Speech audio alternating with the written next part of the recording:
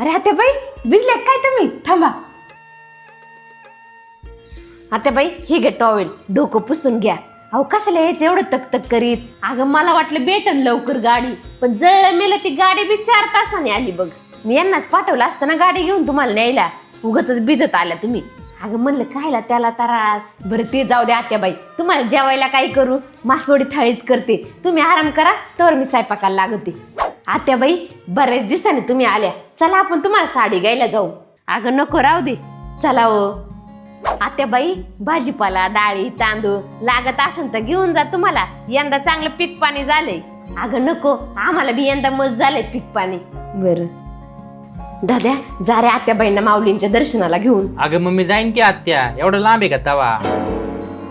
आत्याबाई, तुम्हाला कधी पैशाची गरज पडली तर म्हणा यांना, हे देतीन पैसे. हा, आणि एक सांगायचं राहिलं, तुमच्या तायडीसाठी ना यांनी लय मोठ्या घराण्यातलं मागणं बघितलंय. अगं चांगलं असेल तर देऊ की डोकं.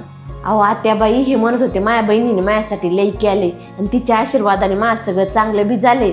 तर मला म्हणत होते की मी ताईच्या सगळ्या लग्नाचा खर्च मीच करणार म्हणून, आणि कधी पण तिला माझी गरज पडली ना तर मी स्वतःचा विचार न करता तिच्या पाठीशी खंबीरपणे उभा राहणार म्हणले. काय बोलताय वहिनी तुम्ही? असं म्हणला का दादा? खरं तर वहिनी, मला आमच्या घरच्यांनी तुमच्या काही हिस्सा मागाय पाठवलं होतं, पण आता तुमचं हे बोलणं ऐकून मला माझ्या भावाच्या प्रेमापेक्षा अजून काहीच नकोय. मग आत्याबाई, तुम्ही घरी काय सांगणार? वहिनी, तुम्ही त्याची काळजी करू नका, मला माहिती आहे आमच्या घरच्यांना कसं समजवायचं ते. वहिनी, तुम्ही दादाला फक्त एवढंच सांगा, ही बहीण आहे ना तुझ्या उपकारांची जाणीव आयुष्यभर ठेवीन. आणि तसं पण आजकाल कोण कोणासाठी एवढं करतं, पण माझ्या भावानी ना माझ्यासाठी सर्व सोपानाला लावलं.